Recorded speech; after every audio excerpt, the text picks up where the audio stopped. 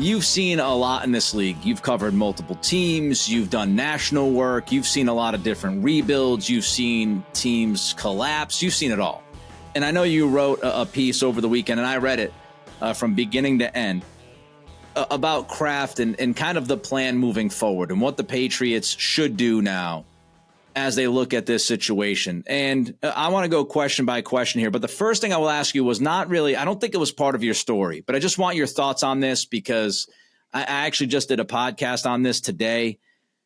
If you're the Patriots, and I know Tony Maz wrote about this at 98.5 the Sports Hub as well, do you just fire Belichick right now? And we've gone through, and what I don't want to do is I don't want to look at this with sentimental value. Because we've talked about, Kraft won't fire him because of the respect factor, blah, blah, blah. Just look at it from a football standpoint. Should they just fire Belichick right now and get over this bleep show that we're witnessing?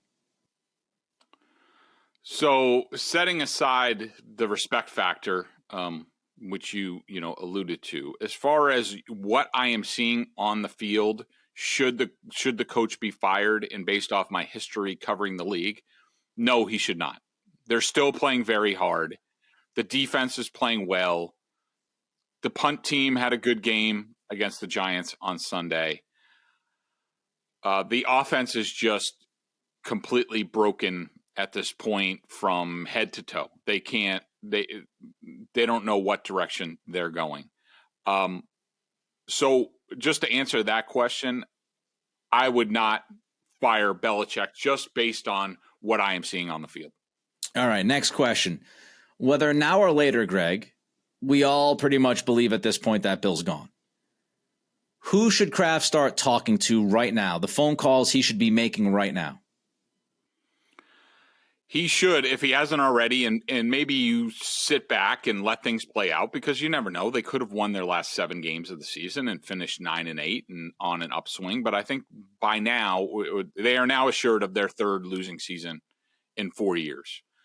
They will finish with a losing record. They have 9 losses now. It's set that this team is now. It's just a matter of, is it 2 wins? Is it 3, 4, 5 wins or whatever? The Krafts should be on the phone or actually just visiting, having coffee, what have you, considering some of them are back in the area at this point.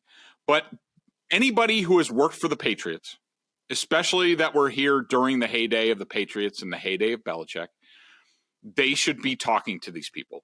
They should be asking them the tough questions. They should be, and let's just say Josh McDaniels is back in the area. He's right here. He was here from basically all the Super Bowl titles, if I'm not mistaken. I think that's correct. But he's seen a lot. He's been a head coach twice. He understands his limitations. He understands he's been the offensive coordinator for Bill. He understands better than anybody the issues with the team, the blind spots, things like that. Josh McDaniels, John Robinson, who was fired in Tennessee, Thomas Dimitroff, who was a general manager on his own. I don't know if I would go back to Scott Pioli. That's a guy who's pretty loyal to Belichick, but maybe you check in with him. But basically, you go on a fact-finding mission to guys that know the building, who still talk to people in the building. Bob Quinn, who was fired in Detroit. Kevin Anderson, who was with Patricia in Detroit, stayed on there as sort of the Bears Nigerian. There's a bunch of guys out there who aren't working right now who used to work with the Patriots. You go to them and you ask them all the hard questions. Where are we coming up short? Why do you think things have fallen here? What would you do? How would you align things? What do you think of the coaching candidates that are out there? Any coaching candidates that we should be thinking of? What's the role in personnel? Who should be running personnel? What kind of offensive system should we be running? What do you think of Gerard Mayo as a head coach? What do you think of all these other? They should be going on a fact-finding mission right now so that they arm themselves with get objective views on like where is this program? They're not football experts. They leave that up to Belichick. They leave that up to their head coaches. Go to these guys who have worked in the league, who have had a lot of responsibility, and ask them where this franchise has come up short and what they think the Krafts should do going forward. And then sort of that starts your decision-making process as we get towards the end of the season. FanDuel is the exclusive wagering partner of the CLNS Media Network. Right now, new customers get $150 in bonus bets with any winning $5 moneyline bet. FanDuel, official partner of the NFL. As far as the decision-making process and vetting all of those people, so to speak, once you get to the point where you're going to move on from Belichick, how wide of a net are you casting if you're the Krafts for both positions, for the head coach position and the GM position? Huge. I mean, they're the New England Patriots. 6 Super Bowl titles. The banners are up there. Say what you want about the Krafts or what have you. This is viewed as a crown jewel franchise in the NFL. It's a plum job. I mean, do people want to follow Bill Belichick? No, probably not. But still, there should be enough of an opportunity. They should be talking to, once they talk to these people, compile a list. Who are the top 5 GM candidates? Who are the top 5 head coaching candidates in the league? And they should immediately move to talk to all of those people and asking them the same question. When you get to this point, when you are looking for a new coach, general manager, what have you, this is a chance to gain valuable insight on your franchise and where it is, where the NFL is going. They should be asking all of these people where they have come up short. Where is the NFL going? How much offense? How much defense? Where do you think this league's going to be in 10 years? Who are the people that can get us there? Who can be forward thinking? Things like that. I don't care what you promised Gerard Mayo. You cannot conduct this thing. This is the whole future of the franchise. You can't conduct it like Bill Belichick looking for an offensive coordinator and an offensive line coach when you basically don't bring in anybody else. That Bill O'Brien is the only offensive coordinator. Adrian Clem's the only offensive line coach. That's part of the reason why this has been run into the ground. That Bill doesn't look outside. He doesn't entertain new options. The Krafts have to go into this with a blank slate. Maybe they still arrive at Gerard Mayo. That could very well be the case. But at the least, you need to go out and you need to find out what else is going on in the league, because things have been done here the same way for so long, and they're in the Stone Ages in a lot of ways. Cap management, personnel, offense. Where is all of this going in the NFL? And you need to find out from these people. All right, so you've done the vetting. You've casted the wide net. How critical is it for the Patriots to align the two positions? Once you make a decision on one of them, how critical is it to make sure these guys or guy and woman in front office that they're aligned and they have the same vision and they're walking into this thing as a happy union, so to speak? Huge. To me, this is the number one reason why franchises fail in this league. That owners either fall in love with a coach and then hire a GM that's maybe a rising star and they do these shotgun manages. It goes down in flames almost all the time. I mean, look at Vrabel in Tennessee. He was aligned with John Robinson. There was some issues. They both sort of saw things the same way. They fired John Robinson, and now they bring in Rand Carthon from the 49ers. And look, Rand's a great guy, okay? Everybody loves Rand in the league. He was certainly a top candidate. But he and Vrabel have no background. They haven't worked together. They didn't come up the same way. They don't see things the same way. And that can lead to issues. Look at anything with the Jets. John Idzik, when he was there, with who the hell knows who the head coaches were back then with the Jets. All of these terrible matchups, marriages between head coaches and GMs, they fail because these people don't have a background. I thought the Patriots got it right where with Belichick is that you need to pick one of two ways if you're going forward as a franchise.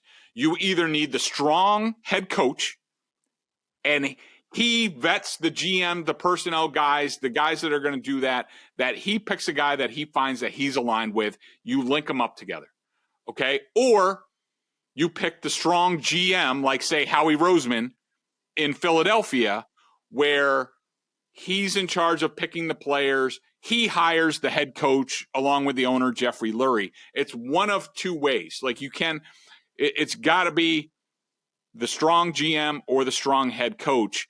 And so far, they've been a strong head coach. Is that the right thing to do? I don't know, but you need to go out and you need to talk to, say, Adam Peters, who is second in command in personnel with the 49ers, who used to be here, who is a rising star, who's ready to run his own department, and see what he has to say. If you interview all these guys, head coaches and GMs, whoever you think is the best person, whether that's a GM or a head coach, you say, that's the guy that we want to run our organization. You hire them, and then you empower them to hire the head coach. I've been looking for the best deal on Celtics tickets, and with over 28 million downloads, SeatGeek is the #1 rated ticketing app. There are more than 70,000 events every single day on SeatGeek, including concerts, sports festivals, and more. You can use my code DREAMERSPRO for $20 off tickets at SeatGeek. That's $20 off your first purchase with promo code DREAMERSPRO. Make sure you check the link in the description to download the app. All right, let's say that the GM's hired, the head coach is hired, and that head coach is Jerod Mayo. How much concern should there be about Mayo's assumed limited Rolodex, since he's really only been in New England through his NFL career? It's huge. It's something that I've heard talking to NFL people around the Patriots, around the league about, I've been talking to people about what's next, because that's everything with the Patriots right now. Is it Mayo? Is it somebody else? I need to do more research on sort of the positive aspects of Mayo, some of his prior interviews and things like that. I have more work to do there. But one thing I have heard from a lot of people, and these are mostly people that are connected to the Patriots in some way, either now or in the past, if it's him, and they almost universally think it's going to be Jerod Mayo, they're all like, well, what's his coaching staff going to look like? I mean, he was only a player with the Patriots. He's only been a coach with the Patriots. Is he going to keep everybody? Is he going to keep everything in place, and we're just swapping out Bill Belichick for Jerod Mayo? I don't know how many people would sign up for that. I mean, a lot of people are concerned, and the Krafts need to go to Mayo and be like, okay, if you're the guy, what's your vision for this team? What are we going to run with offense? I assume it's going to be Billy O'Brien, but I don't know. Maybe he has other options or other visions as far as, I want to run a Kyle Shanahan scheme. Okay, fine. You hire one of those guys. What happens if that guy gets a head coaching job? Now what are you going to do? What's your plan for everything? But a lot of people are fearful that Jerod Mayo doesn't know anybody in the league. And that's rough. So they are expecting, his agent is Sean Kiernan. He's a well-respected veteran agent, has a lot of coaches, GMs, things like that. Rand Carthon is one of the guys he has. Brian Flores, I think, is one of the guys he has. He also works for Athletes First, which is one of the largest agencies in the NFL. They rep a lot of coaches and front office people. And so I think that Jerod Mayo, probably in the last month, if it looks like, he needs to start getting his ducks in a row as well, talking to people as far as, will you come on my staff? Who should I talk to? All of those things, because you can't just come back with the same coaching staff. You have to have ideas about how to improve things, or else what's the point? So you said Bill O'Brien might be the guy to be the OC for Mayo. Should O'Brien be back after what we've witnessed this year? I want to say yes, Nick. I have a lot of respect for Billy O'Brien. I think he's really good. I think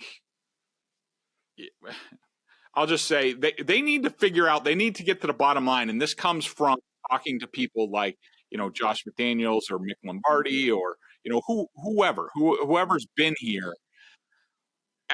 You need to find out, you need to dial in before you can move forward. You need to find out, how did we get here? What were the problems? What were the missteps? How do we correct them?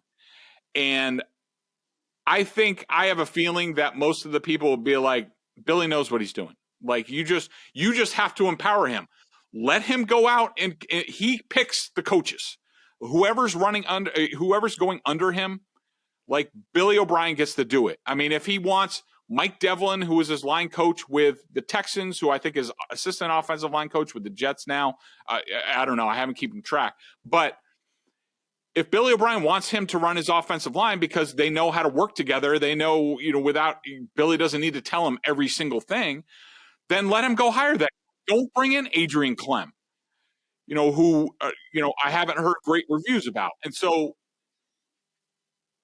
I don't know. I mean, look, I think the Krafts want Billy O'Brien here. I think they see a marriage of Gerard Mayo and Billy O'Brien, and you can make the case that makes a lot of sense because I don't think O'Brien is going anywhere anytime soon and would like to stay put, and that helps Mayo, and then Mayo needs to tell him, well, you need to hire a real quarterbacks coach, not Evan Rothstein, a real quarterbacks coach who can actually coach the quarterback, has played the position, has coached the position, and that you can train in case you leave for a head coaching job at some point, just like Josh McDaniels succeeded Charlie Weiss, that whole thing. They need to get back into the whole thing. But if it's Billy O'Brien, and I think, probably he should stay. It probably is the best alignment for the Patriots if it's Gerard Mayo. But please, let him hire his own offensive coaching staff. Evan Rothstein catching strays from Bedard today. All right, so if it's not Mayo, but the Patriots like the idea of a former Patriot, they like the idea of a defensive mind being the guy. You wrote about Mike Vrabel over the last few days. Very interesting stuff from you on Vrabel. Two-part question. I know we hate two-part questions, but it is what it is. We're getting shorter on time here. A, should the Patriots approach Vrabel? B, how high on the list would he be? From what I understand, and the genesis of this is I'm talking to a bunch of players, people, like I said, about the future of the Patriots. What's next? What are their options? And trying to, uncover, everything that I can. And, one of the questions I have asked is, do you think Vrabel's an option for the Patriots? And nearly universally, the response I got was yes. Now, do I think it's a great chance that he's even available? No. I think a lot of people were curious about his quote at halftime about how he said, enjoy it. It's not like this everywhere. This is a special place, things like that. We all saw Kraft and Vrabel in the owner's box talking during the first half of that game. Who knows what they were talking about? I know some people talk with Vrabel when he was here. I think there's a sense the way things have gone in Nashville with the Titans that Vrabel might, I'm not saying he definitely is, but I think he could be open to listening to other possibilities. Now, I think the owner loves Vrabel. I think part of firing John Robinson was empowering Vrabel, pairing him with Rand Carthon. Did that necessarily do that? I'm not sure. After working with Rand for a while, does Vrabel like the direction, the pairing with Carthon? I can't tell you for sure. I know there's some scuttlebutt about like how, Vrabel's sort of not sure if that's the place for him anymore. His kids are older. He can move if he wants. How many times is the Patriots head coaching job going to become available? Is he afraid of following Belichick? I think anybody who's ever followed Mike Vrabel in his career knows he's not afraid of anything. We know how the Krafts feel about Vrabel. So I think it's a small chance, but if I'm the Krafts, I give a call to the Titans and saying like, hey, can we talk to Mike just to see? I mean, if you're hiring the successor for Bill Belichick, you can't afford to leave any bullets in the chamber.